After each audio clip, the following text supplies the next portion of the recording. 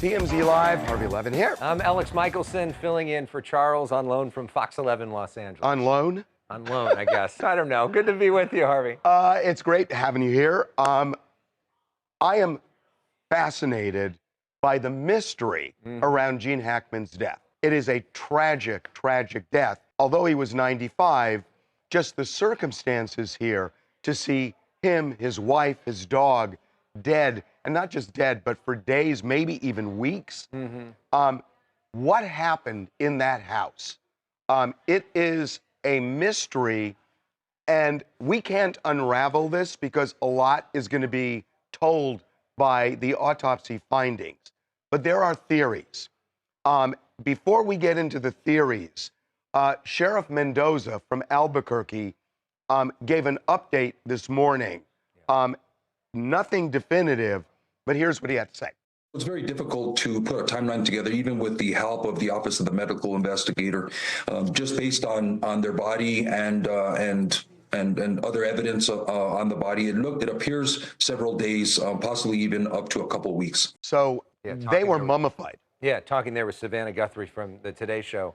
They were mummified, and this idea of them at that house, that there was one dog that died, but then two other dogs lived that were there at the house with them. One of which was inside. Yeah. And so it doesn't feel like, you know, they've talked early on. In fact, we broke a story that the family thought it was it might have been carbon monoxide, but that doesn't seem to be where the evidence is leading. They found no trace of it. They had the gas company come out. But the thing that might lead to the idea of carbon monoxide is if they really were there for weeks and the carbon monoxide thing had happened weeks ago and then a door opened or something else. Why didn't the dog that was inside die as well? Right. I mean, that would be the question that would potentially disprove that, unless the dog was inside or got outside, or, you know, I don't. It seems I don't know. odd. Yeah. It seems odd. But again, they found no gas leak. But anything's possible, they said. They've done an autopsy. They're doing a toxicology right now, which could take 6 to 8 weeks. So we may not know what the final answer is here. If they find it, right, for a long time, I do think, though, there are clues. And let's talk about what they did find inside the house. That's new information today. So these were items taken in the search. There was thyroid medication, blood pressure medication, Tylenol, and MyQuest records, but don't necessarily tell you anything just looking at that. Not surprising that a 95-year-old would have some medications in the house, but there are questions potentially about the pills and why were pills on the floor by the wife in the bathroom. That is an important clue. That is, I think, the critical clue, that you have Gene Hackman in the near the kitchen with his sunglasses that had apparently fallen off his head as he fell to the ground. So it feels like there's something very sudden that happened to him, that he was either coming in or going out, and then he collapses. And then the wife is in the bathroom with pills scattered all over the place. So we've been talking about various theories here, but we want to bring somebody in who has done this kind of detective work because she is a detective herself. Yeah, we're talking about Nanette Toosby, a former LAPD detective for 25 years. She joins us now. Welcome to TMZ Live. Nanette, walk us through what's probably happening behind the scenes right now in terms of how you would attack this investigation as a detective. Absolutely. As Harvey mentioned, I mean, I think the key to this investigation really is going to come down to the toxicology and find out what's in the system, whether there was something in either of their systems or not. But that's, you know, about 6 weeks out. So in the meantime, I think it's a lot of fingerprinting, a lot of trace evidence in the house to find out whether there was anybody else in the house. I mean, it does not seem at this point as foul play, but you want to be able to eliminate the possibility of that. So that's what I would do if I was managing this crime scene. So fingerprints, any kind of evidence. I know that the reporting has been that there was no sign of foul play. But, you know, considering the condition that the bodies were in when found, if there was any kind of bruising or anything like that, that would be very hard to detect outside of a autopsy. Clearly, there was no gunshot, no stabbing wounds and things like that. But still, it would be something that you would also want to just be able to eliminate, to say, as a cause of death. So the authorities have said there were no signs of trauma. And it seems they've moved away from foul play. They won't fully take it off the table, but it feels like they've pretty much eliminated that. So I want to talk to you about the elements here in that house that might lead you to something, because people are talking about this. Gene Hackman, if, you know, without knowing for sure, it feels like something very sudden happened to him, that he was either coming in or coming out because his sunglasses had been on, and somehow he collapses or falls to the ground and the sunglasses fall off. So then you have the wife, and there are a couple of ideas here. One is, if the wife actually saw him fall, she would have called 911, because even if he showed no signs of life, they could revive him. So what some people are talking about is maybe she wasn't around. Maybe she was in another part of the house. It's a 6,000 square foot house. She may have been outside. At some point, maybe she walks in and then sees there is no hope because she didn't call 911. And now you find her in a bathroom with pills scattered all over the place. And you know that a dog died. And you don't know why that dog died. Did it ingest something? One of the pills? We don't know. Are there breadcrumbs here that give you any working theory? Well, the thing that is really mystifying is that, let's say, for example, that Gene Hackman had a heart attack, he collapses, she's unaware until it's too late, right? She walks in, she sees him, she realizes he's dead, and now she's distraught, and it's sort of like a Romeo-Juliet situation where she does not want to live without him and decides that she wants to commit suicide. And so she goes and she takes the pills. So far, so good. Here is the thing that's mystifying, and that is that with the pills on the floor, shattered, and her collapsing, and according to reporting, it appears that she too, fell. It's not like she sat on the floor and then slowly slumped, but that she, like Hackman, fell. And so if you do an OD on any kind of pills, opioids, or anything else like that, it takes a while for that to kick in and for you to become ill or to die. Based on how the situation in the bathroom is described, it's almost like it was instantaneously. I can't think of any substance other than cyanide or maybe fentanyl, but even so, still cyanide, where the moment you ingest it, you collapse and you die. And then it would make sense if you're holding the pills that they would fall and scatter about the floor. So that's the part that really doesn't make sense to me right now. What if, and again, we don't know, but, I don't know we'll ever know this, but what if your theory is right, but she had actually taken something and then gone to the bed, say, and didn't know whether it was going to work or not, but then goes back into the bathroom For more. when she's already dizzy Goes back for more. She's already halfway there. and collapses. And that's the moment. Yeah, and that is clearly a possibility, and that would make a lot more sense. So I think because of the lack of toxicology, it's we can theorize, but we definitely have some missing information. And so based on what the crime scene looks like right now, there is a lot of missing pieces, right? And so we're left to theorizing. And so I agree. I think that something happened to Gene Hackman, and he died first, and she shortly thereafter made this decision that she did not want to live either. That seems like the most likely scenario to me at this point. How long does it take to get all the toxicology back and until you think that we might have some real answers here? I know it's going to take several weeks. It depends a little bit on the resources of the lab in New Mexico.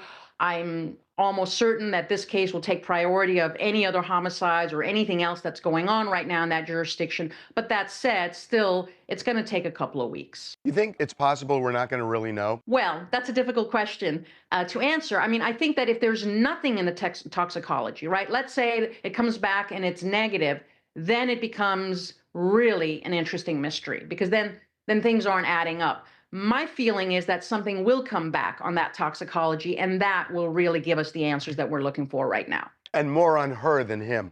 Yes, although I do think it would be, well, we still need to know what happened to him. Was it a heart attack? Right. And they probably know that by now because they've done the autopsy. You would think, right? And so I'm sure that they're waiting to get everything together before they present it to us. But I mean, the first go-to logical answer would be it's probably a heart attack, a stroke, something like that. But we could recognize there are other ways that this could have gone down. I mean, maybe he was informed that he had some terminal illness and decided that maybe he wanted to take something first and didn't know how he was going to react and thought, well, it's not really working. I'm going to go get some more, and then collapsed, right? Sort of a similar theory as we have with her. Right. So, I mean, there are actually many ways of how this could have unfolded. Although I think the most logical one is that he had a heart attack or a stroke. Yeah. Yep. Former LAPD detective Nanette Toosby, thanks so much for sharing your insights. Great talking to you again. As always, my pleasure. Thanks, Nanette. Okay. Up next. Get ready. Buckle your seatbelts. If you're a Bravo fan, you're probably going to enjoy what happened at the White House today. But this wasn't just some reality show.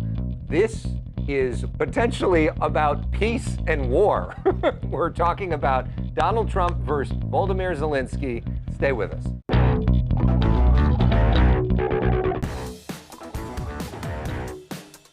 Welcome back to TMZ Live. It is not hyperbole to say that this is one of the most remarkable meetings on camera in the history of the Oval Office. I would disagree with you. It's not one of. It is the most. Okay. It is the, and I'm older than you by a lot. It is the most. Okay, so Zelensky, the president of Ukraine, shows up to the White House. Donald Trump says to him, oh, you dressed up for the occasion, because he's kind of been annoyed at the fact that he doesn't wear a suit for something like this. So they didn't necessarily start off on the best foot there. They then head into the Oval Office.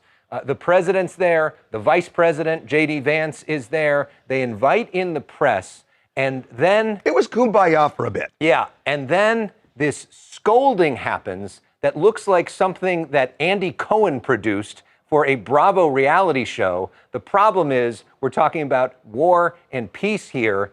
Take a look. From the very beginning of the war, we've been alone, and we are thankful. I said thanks You haven't in been this alone. cabinet, You and haven't not been only alone. in this cabinet. We gave you, through I this said stupid thank- president, $350 billion. You voted we gave for you your military president. equipment, You and you voted men for are your brave, president. but they had to use our military. What about West? If you didn't have You our invited military me- equipment, you invited if me you to didn't speak. have our military equipment, this war would have been over in 2 weeks. In 3 okay? days, I heard it from Putin. In 3 days, this is something Maybe new. less. In 2 weeks, of course, yes. It's going to be a very hard thing to do business like this. I tell you. Just say thank you. I said a lot of Accept times that thank there, you accept to that- American people. Accept that there are disagreements, and let's go litigate those disagreements rather than trying to fight it out in the American media when you're wrong. We know that you're wrong. But you see, I think it's good for the American people to see what's going on. I understand, sir. I think it's I very understand. important. That's why I kept this going so long. You have to be thankful. You don't have the I'm cards. thankful. You're buried there. Your people are dying. tell you You're again, running I low know. on soldiers. Don't- Listen, don't please you're running be low on surprised. soldiers. It would be a damn good thing. Mr. And President. then you tell us, I don't want a ceasefire. Well, this, by the way, this went on for 5 minutes. And Trump and Vance berated Zelensky for not being sufficiently appreciative, for not saying thank you.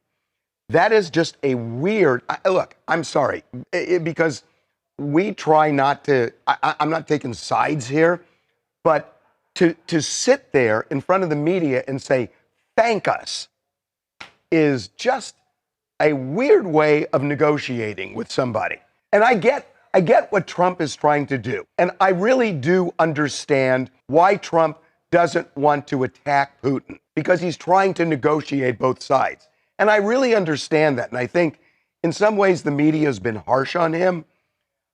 But to go after Zelensky, to call him a dictator, to say he started the war, and then to do this, if you're going to be diplomatic on the Russian side, do the same thing on the Ukrainian side. Well, it's amazing if you think about sort of the history of our country and the history of the Republican Party. You think about Ronald Reagan Mr. Gorbachev, tear down this wall. The party that was built as fighting the communists was like the bedrock of fighting Russia. And you think about so many of the people in Congress who, before Trump was president, were so strong in fighting against Russia, who are now basically taking Russia's side. It's amazing to see the change. And it's also amazing just in terms of a television moment. You think about Zelenskyy, who before he was a politician was an entertainer on TV in Ukraine. You think about Donald Trump, before he was a politician, he was a reality show host who went back and forth with people on the boardroom of The Apprentice. Now both of them are leaders of their country, having the ultimate reality show moment in front of the entire world, and the stakes could not be higher. And I got to say that, and again, I really understand to some extent why Donald Trump doesn't want to call Putin names, doesn't want to call him a dictator. I get it if he's really trying to negotiate.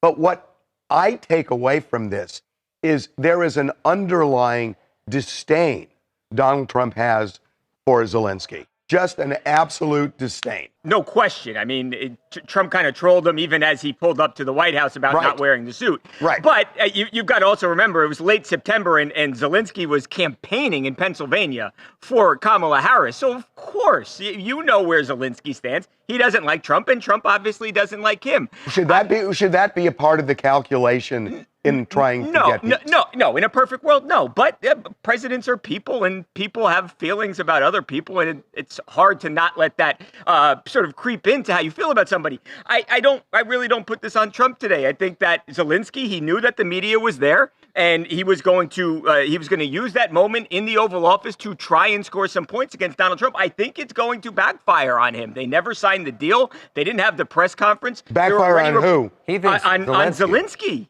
Really? On Zelenskyy. Oh, yes, big time. I mean, Trump is basically saying you don't have the cards, that we have the leverage. That's Trump's main point. And in a lot of fact, he's true. The other thing about Trump, though, he is articulating the voices of his base. You don't understand how much anger there is among his base and disdain for a lot of this Ukraine funding among certain people that like Trump. Not the old school country club Republicans, but a lot of the populists that support Trump. He's giving voice to what they think. I think that's true, but I also think Donald Trump's stock and trade right now is that he says he's a peacemaker, and he says he can make deals. Look, I knew Trump long before he ran for office. Deals matter to him about as much as anything. If he fails on this deal, even if it's Zelenskyy's fault, it falls on Trump. Let's show what Donald Trump has said since then. He put out a statement on Truth Social saying, "It's amazing what comes out through emotion. I have determined that President Zelenskyy is not ready for peace if America is involved because he feels our involvement gives him a big advantage in negotiations. I don't want advantage. I want peace. He disrespected the United States of America and its cherished Oval Office. He can come back when he is ready for peace." I don't understand you disrespected the United States in the Oval Office because Vance berated him for that. And I'm not sure I understand the disrespect if he was talking about the way he sees the peace negotiation. Hi, I'm Kimberly. I'm from Florida. And I think a lot of this is funny. I think Donald Trump talking about peace is funny because I don't think anyone on the planet thinks that Donald Trump is going to bring us world peace. I think it's funny that he was offended by the way the Ukrainian president was dressed when Elon Musk sits in the Oval Office with a trucker Good hat on point. every day. It's absolutely insane. But it was interesting for once to hear Donald Trump speak up because since he's gotten office, he's been very submissive, very quiet and watching other men speak for him, Vance and Elon. So it was interesting to see him speak up for himself for once. Vance is a joke. He's puffing up his chest. He's trying to act like this big guy anytime someone's in the room. If I'm the loudest in the room, everyone's going to pay attention. It's all a joke. And I think this is all just fake. Just tell us that you love Russia. This is a fake argument to me. Just say you love Russia. Stop trying to break fake arguments and fake disrespect. Yeah. The problem is it's not a reality show and it's not a joke. There are real consequences and there's a lot of lives on the line. I got to say, I watched this on CNN, and they brought in Christiane Amanpour, and literally, they'll make a meme out of this. They cut to her right after the whole fiery exchange, and she had her hands on her face like this, and her mouth was like, I mean, literally, I've never seen anything like it. It was unbelievable. Yeah. Okay, we're taking a break. When we come back, an update on the Lil Baby story. His attorneys blasting police in Atlanta, suggesting that he's in some ways responsible for a murder. You got to hear what he has to say when we come back. TMZ's got every freaking thing. Big celebs, big stories, big events. Justin Timberlake made Portland kids' dream come true by joining a bike bus ride. And they always listen to Justin Timberlake. Cry me a river when they fall. It's TMZ.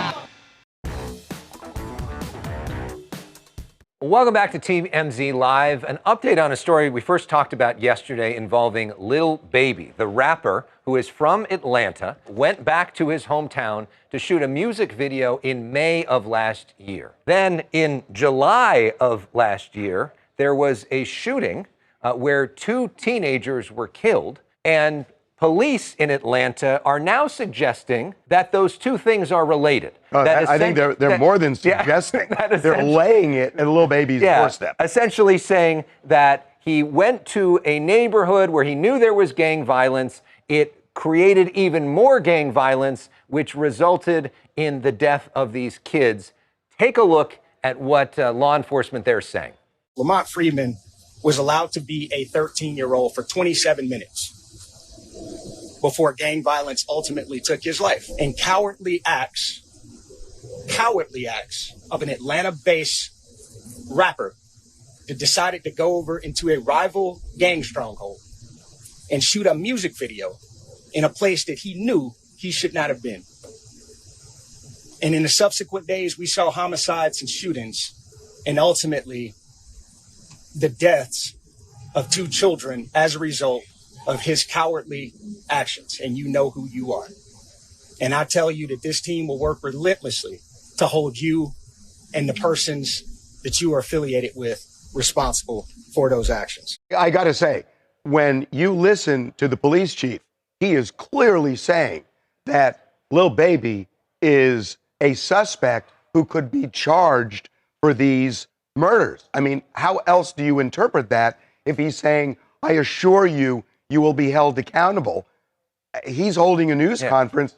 You know, it's almost like, you know, we've seen situations where a singer goes to a mall and causes a riot, and they've actually tried to charge the singer. But to say Lil Baby would intentionally put himself in the harm's way of bullets is kind of crazy, and that's what his attorneys are, you know, sharpening back.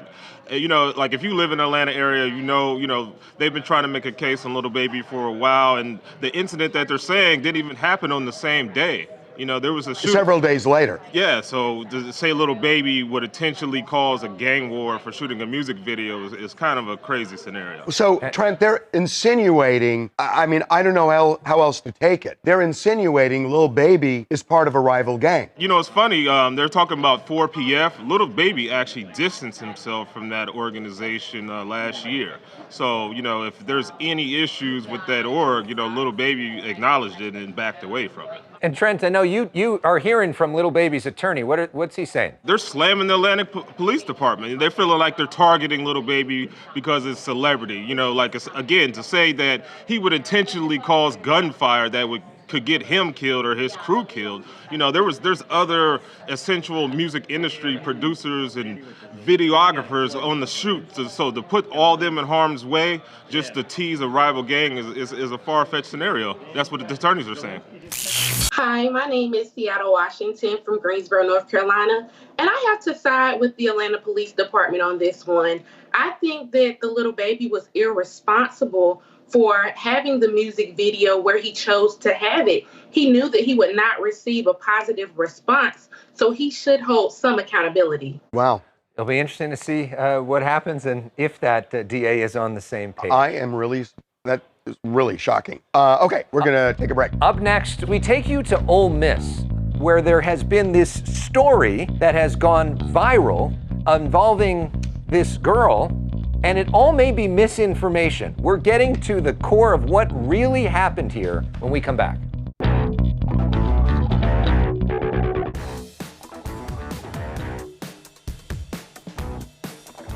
All right, there's been this big story coming out of Ole Miss where this 18-year-old named Mary Kate Cornett has this online rumor start out of nowhere. She's dating a guy named Evan, and the rumor is that she was sleeping with Evan's father. This may have started as a fraternity prank, and it went crazy viral. And they're saying that Evan is still with her. Evan's still with her. Evan says this didn't happen. The father says this didn't happen. She feels bullied and harassed. This story has gone all over the world. Pat McAfee has talked about this via his show. Antonio Brown, who's not exactly known for the highest reporting standards, has been talking about this. And you feel for her. And now she's and her team are fighting back. Well, Alex and Harvey, they've gone to the FBI. They've gone to the Oxford Police Department. Somebody's going to get sued and somebody might be going to jail. The investigators, though, aren't sure who they're looking for because this is a ghost world, if you will, of AI. Did a computer make this up?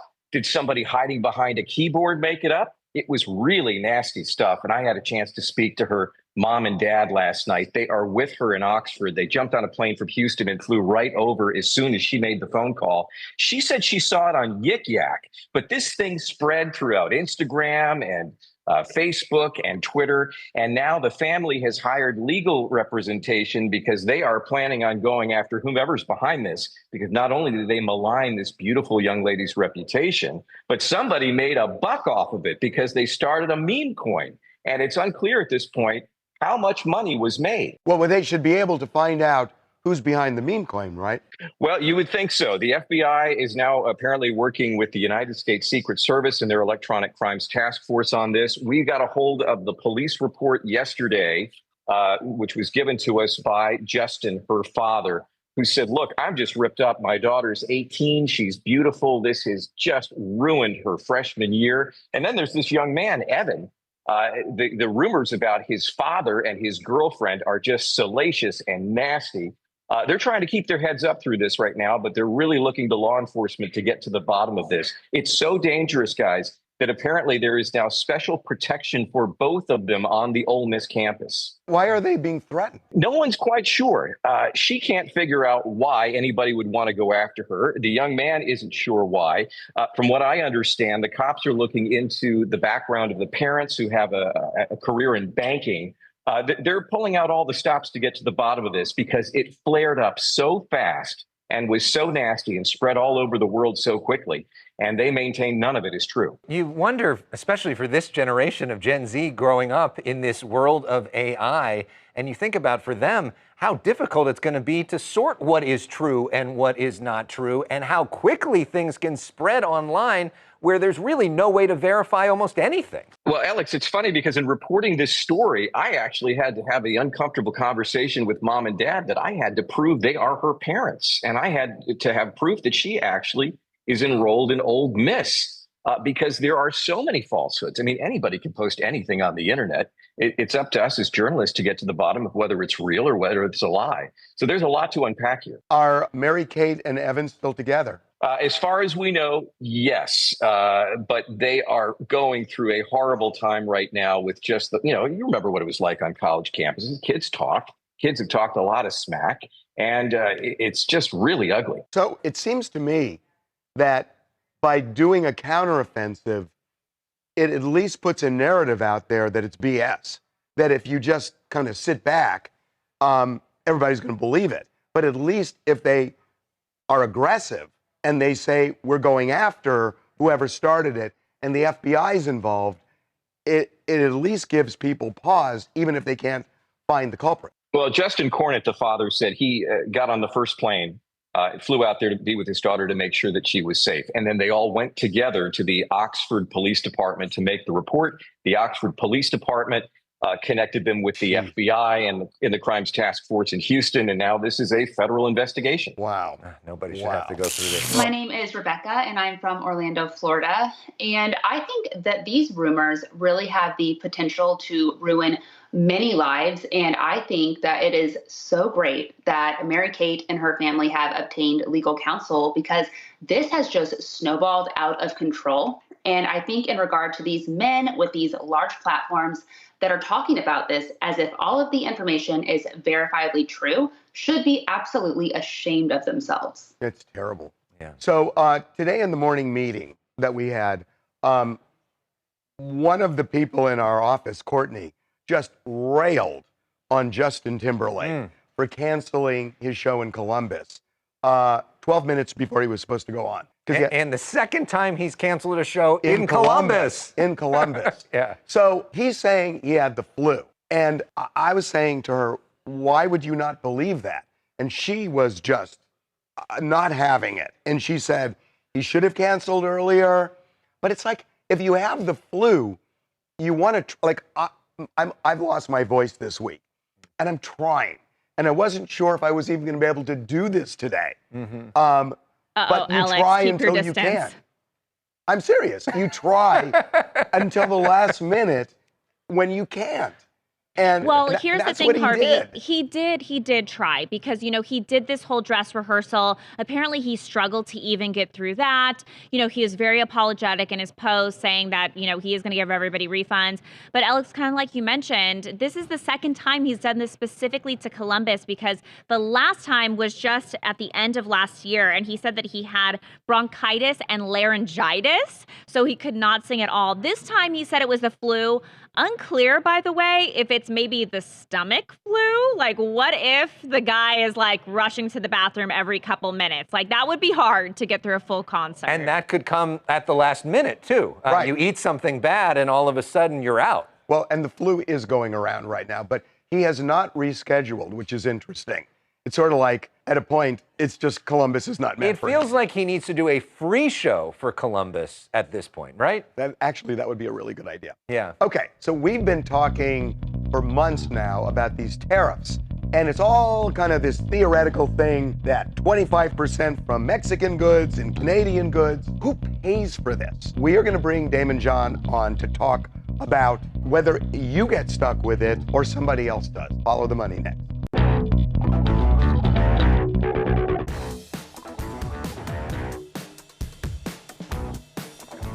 Welcome back to TMZ Live. So, tariffs loom. It looks like Donald Trump is going to impose tariffs on China, Canada, and Mexico. So, we're talking with Mexico and Canada up to 25%. If they happen. If they happen. And it feels like... That might be a negotiating tactic. The China thing's already happened. Mexico and Canada may not happen. We'll see. But there's a real chance it does. So everybody's talking about this.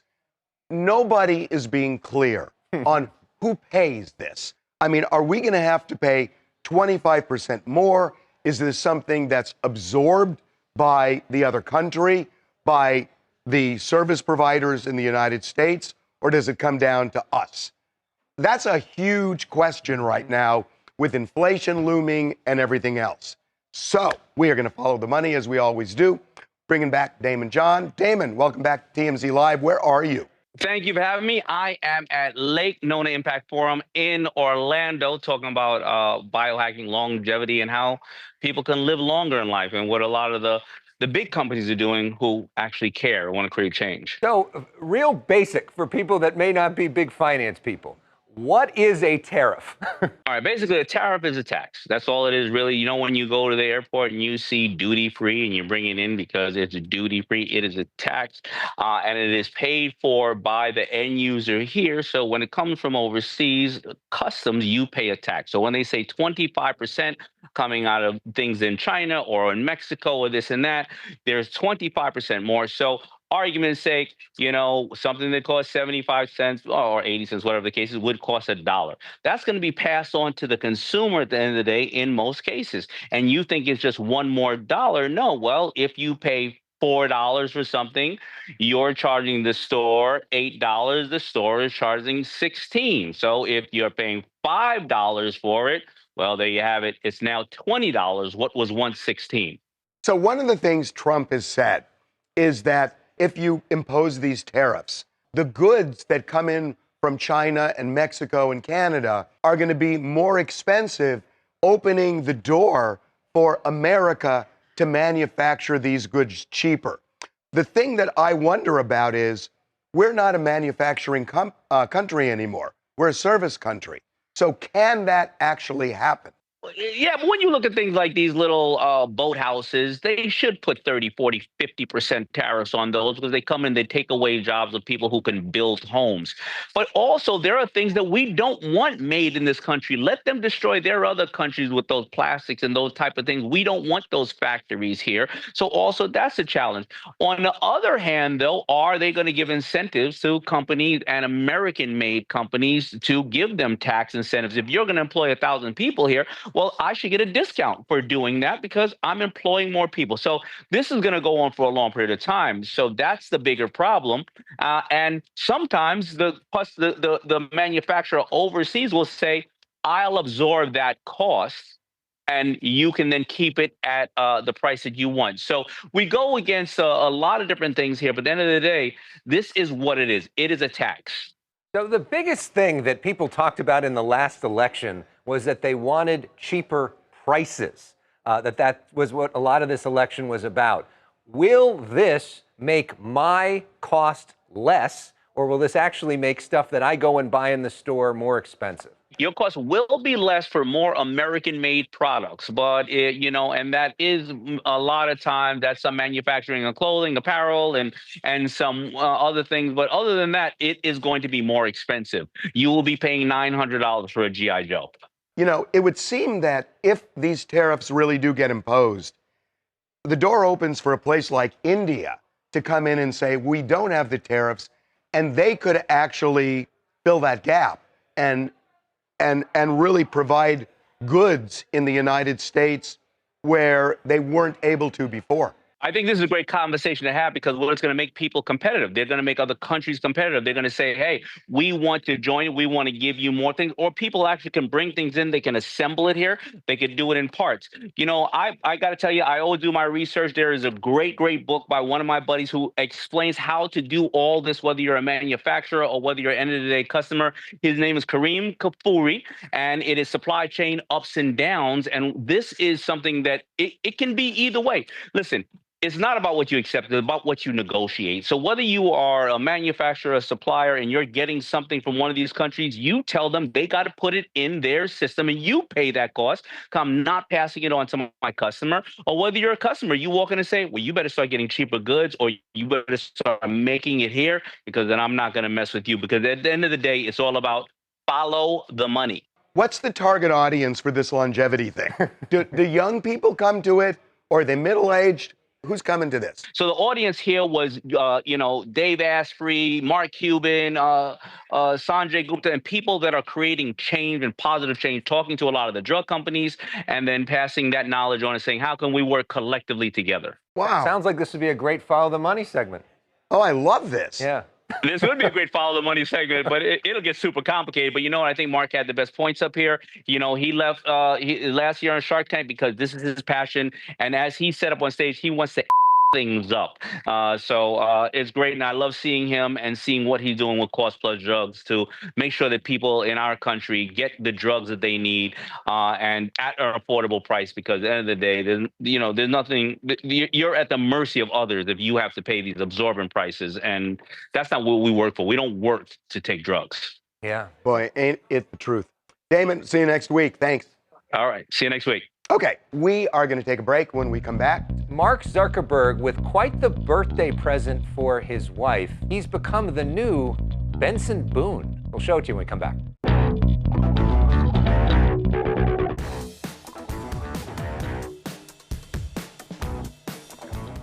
Welcome back to TMZ Live. When I think of Mark Zuckerberg, I think rock star.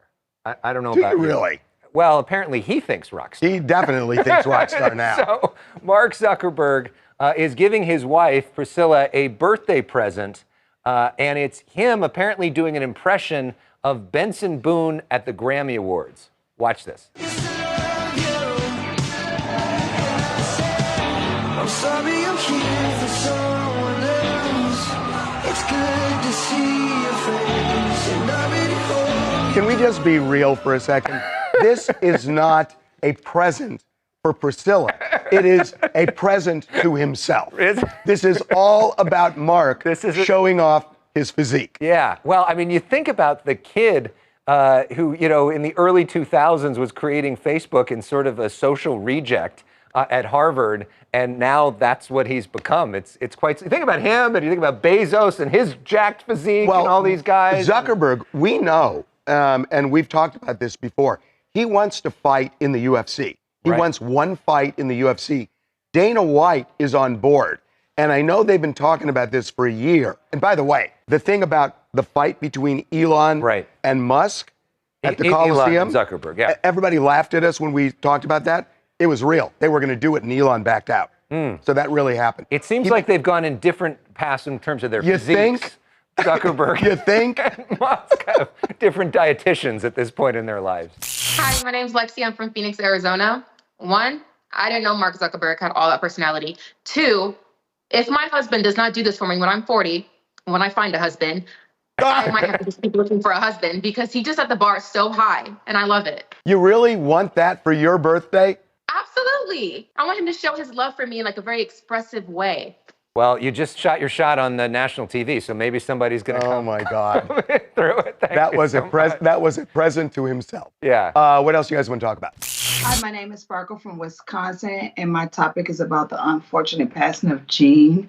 I feel like this is a sad ordeal. No telling how long they were deceased until the autopsy come out. But I pray that the family get answers quick to give them a sense of understanding. And my prayers go out to everybody involved in the situation. Yeah, it may take a couple months, though, to get an answer. One more. Hi, I'm Adriana from New York. I'm going to be talking about the Trump and Zelensky story. I think J.D. Vance and Donald Trump sound like those really weird uncles that we all have at the dinner table that we just want to ignore forever. This video was so disappointing to watch. They're so disrespectful, and that behavior is not appropriate in the Oval Office or anywhere. It was very disappointing and embarrassing to watch. But, I agree with you. I think there is going to be 45% support for this, and maybe even more. I think you're right. We're going to take a break. When we come back, John Stamos getting heckled by his own children. We'll show you why.